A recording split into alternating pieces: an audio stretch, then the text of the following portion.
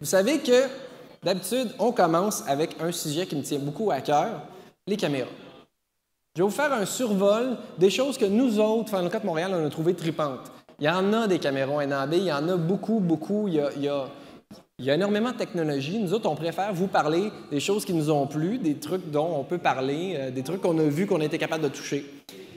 Évidemment, il y a les majors, on ne peut pas les manquer. On est allé voir Sony, ils ont montré leur nouvelle caméra 4K. La Cinealta F65, c'est une caméra 4K et plus qu'un senseur de 20 mégapixels qui peut faire toutes sortes de choses, évidemment, avec une monture à lentille EPL, un PL mount en avant. On a vu ça sur plein de caméras depuis quelques années. Sony n'est pas à plaindre non plus. Un capteur d'un format 35 mm qui va enregistrer tout ça sur une nouvelle plaquette de mémoire qui s'appelle la HDCAM SR 2.0. Évidemment, c'est la grosse caméra de Sony. Ça coûte excessivement cher. Mais on dit que ça serait le fun d'être capable de faire profiter de cette technologie-là à d'autres. Pour ceux qui ont suivi nos présentations récemment, ils ont vu la F3. On a fait une présentation là-dessus. On l'a vu au NAB, on a vu plein d'accessoires. On parlait avec la F3. Vous avez un petit peu un souvenir de ce que vous auriez pu voir à notre présentation. Des nouveautés, des choses qui sont à venir. Par exemple, on va être capable de tourner en 4.4.4 avec une courbe de couleur en log, ça s'en vient, et aussi un firmware update qui va vous permettre non seulement de tourner en 4.4.4, mais aussi d'être capable d'utiliser toutes les sorties simultanément. Donc, par exemple, sortir en 4.4.4 sur un enregistreur ou sortir en 4.2.2 sur un enregistreur et vous servir de la sortie HDMI pour monitorer votre image. Donc ça, c'est des choses qui s'en viennent bientôt. On a vu beaucoup d'accessoires pour la F3, évidemment. Mais ce qu'on a vu au NAB qui était super intéressant, c'est la petite sœur de la F3, c'est la FS100. Qui est sans doute la caméra la plus bizarre que j'ai jamais vue au niveau format. C'est vraiment un bloc avec des pitons tout le tour, des petits panneaux. C'est étrange. Tu ne peux pas la prendre dans tes mains. Il faut vraiment que tu mettes un accessoire pour pouvoir la tenir. Mais elle a exactement le même capteur que la F3. Donc, si vous voulez avoir une super belle image avec le capteur 35 mm de la F3, vous êtes capable d'utiliser ça. Il y a une monture de lentille E. C'est pas un PL mount, mais vous êtes capable de mettre toutes sortes de lentilles en avant. Et ça, au lieu de tourner sur des cartes S/S en XDCAM-EX, ça tourne avec le codec AVC HD de Sony, qui, théoriquement, est supposé être capable d'aller jusqu'à 28 mégabits. Par contre, on tourne sur du memory stick, sur des cartes SDHC, puis il y a une sortie HDMI là-dessus, il n'y a pas de sortie HDSDI. Mais c'est quand même une caméra qui donne un bon rendu d'image, qui a un bon capteur dedans. On est aussi allé évidemment voir nos amis chez Panasonic. Panasonic, des ajouts sur la HPX 3100, on est capable de recorder simultanément des proxys avec la caméra, envoyer des métadonnées de façon wireless. Ça montre qu'on commence à rajouter des accessoires sur nos caméras qui sont très intéressants, qui vont être capables justement d'augmenter le rôle d'un technicien d'imagerie numérique, augmenter le rôle des gens qui travaillent en pré-poste. On va en parler un petit peu plus tard. On met des accessoires plus informatiques sur des caméras. Chaque année, chaque 2 ans à peu près, Panasonic change sa gamme ou augmente sa gamme avec des nouveaux modèles. Les caméras que j'affectionne beaucoup, on vous en a parlé beaucoup, la HVX 200 dans les dernières années. Bien, il y a la HPX 250 qui est le nouveau modèle qui, cette fois-ci, est vraiment sans doute la plus petite caméra à être capable de tourner en 10 bits en 4.2.2, la petite caméra chez Panasonic. Donc, c'est vraiment l'extension de la HVX 200, la HPX 170, c'est la nouvelle HPX 250. Donc, c'est le nouveau modèle qui a toutes sortes de features. Je n'ai pas mis toutes les framerates, les affaires de même. Vous pouvez aller voir sur le site web de Panasonic ou vous pouvez aller parler à nos amis de Panasonic qui sont juste en haut ici pour avoir plus de détails. Il y a le nouveau petit frère et le grand frère de la HMC 150, la 130, la 160, qui sont sensiblement les mêmes caméras, une couple de features de plus. Au niveau de la 160, il y a une sortie HDSDI. Moi, j'ai une HMC 150, c'est une caméra que j'adore. Une carte SD, ça coûte 40$ versus une carte P2.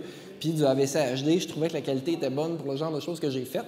Il y en a tous qui ont visionné nos vidéos qu'on a tournées au NAB. Bien, ce qui passait tantôt, on a tout tourné ça avec ma HMC 150 et un Keypro Mini. Mais vous allez en entendre parler un petit peu plus tard. Parce que l'idée avec ces caméras-là, c'est que vous pouvez tourner avec les modes d'enregistrement qui sont là, ou vous pouvez l'agréger d'un enregistreur numérique. Je vais en parler un petit peu plus tard. Dans le boot de Red, on a vu du monde se faire tatouer. Littéralement, il y avait un tattoo shop en avant, puis il n'y avait pas beaucoup de lumière. Ils ont mis des Epic tout le tour, puis les gens pouvaient filmer une fille en train de se faire tatouer toute l'après-midi. C'était un petit peu drôle, mais c'est très, très raide. On a vu des Epic, on a vu la Scarlett, mais ce qui était vraiment intéressant, c'est Mission Control, l'application que le génie de Graham Natrous a créée, où est-ce qu'on peut contrôler toutes les fonctions de la caméra à partir de son iPad. Ça, c'est vraiment cool. Et ils ont aussi dévoilé les plans de faire le Red Dragon. Le Red Dragon, c'est le senseur qui va être dans la Epic qui va supplémenter au Monstro.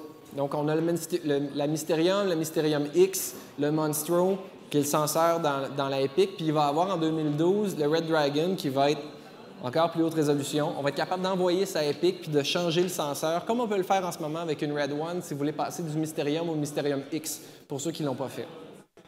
Du côté d'Arri, nouveauté, la Alexa M, une Alexa modulaire. C'est drôle, ça ressemble un petit peu à la Epic M ou les autres caméras modulaires. Dans le fond, ils voulaient prendre le capteur puis le mettre dans un plus petit boîtier pour pouvoir mettre ça plus facilement sur des rigs, comme des rigs 3D, par exemple.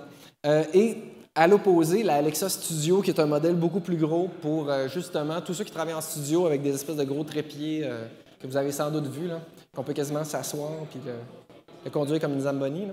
Avec la Alexa Studio. Et après en avoir entendu parler pendant des années et des années, il y a Iconoscope qui ont enfin montré la Acam D2. Ça aussi, une caméra très étrange. C'est vraiment une espèce de bloc, puis tu la colles le long de ta tête comme ça, puis c'est ça la caméra. Il y a vraiment un bloc. Il y a une cartouche dedans. Ça n'enregistre que en cinéma DNG, donc c'est le format RAW. Qui est open source, c'est le format d'Adobe. C'est vraiment un format RAW qui est facile à manipuler, qu'on est capable de transformer après dans tous les formats QuickTime que vous voulez, avec un capteur 920-1080 qui tourne en 12 bits. Donc, c'est une caméra qui est intéressante. C'était juste le fun parce qu'on l'a vu. Ça fait longtemps qu'Iconoscope en parle. Du côté de GoPro, il y en a-tu qui ont des GoPro ici? On trippe avec nos GoPro, on a du fun. Cette année, deux choses. GoPro 3D, c'était la grosse affaire. Le kit GoPro 3D, vous pouvez l'acheter à peu près partout en ce moment. Vous pouvez l'acheter chez Lozo, entre autres. Ils ont montré un kit 3D, celui qui est dans le milieu, où est-ce que tu mets 3 GoPro. Parce que, pour ceux qui n'étaient pas là lors de nos événements 3D, il y a toute la question de la convergence qui est compliquée à gérer, surtout quand tu ne vois pas ce que tu es en train de filmer, comme dans le cas de la GoPro. Si tu as un problème de convergence, c'est difficile à régler ensuite. Donc, dans ce cas-ci, tu tournes 3 images, puis tu sélectionnes la meilleure des images quand tu vas faire ta stéréoscopie. GoPro a acheté Cineform. Donc, Cineform est rendu maintenant gratuit sur certaines versions et le coût de l'application, je l'ai montré quelques fois l'an dernier au PostNab et par la suite à notre soirée stéroscopie. Vous pouvez maintenant accéder aux outils 3D, au codec de Cineform pour beaucoup moins cher. Parce que GoPro, c'est une grosse compagnie, donc ils vont avec le volume. Vous pouvez télécharger Cineform, GoPro Cineform Studio 3D, je ne sais plus trop, gratuitement. Si vous avez des chums qui ont 2 GoPro, vous faites un truc en stéréoscopie, vous pouvez faire des vidéos sur YouTube en 3D gratuitement. Rapidement, je parlais des enregistreurs, c'est rendu un plus vraiment incroyable. Nous autres, on savait qu'on allait filmer avec ma HMC 150 dans des conditions d'éclairage un peu douteuses. On ne voulait pas qu'il y ait trop de noise dans nos vidéos. On a pris la sortie HDMI puis on a branché ça sur notre Kipro Mini. Puis plus tard, John et Peter de Aja vont vous parler du Kipro Mini. Il y en a d'autres qu'on a vus au NAB, comme par exemple les produits d'Atomos, encore là, qui ont été promus pendant très longtemps. Écoutez, partout, il y avait des enregistreurs. L'année passée, c'était du HDSLR partout, il y avait du 3D partout. Là, cette année, c'est enregistreur qui fait du ProRes. Ils ont un écran, tu as une entrée. Dans ce cas-ci, HDMI, un plus petit écran. Tu peux mettre le disque dur que tu veux.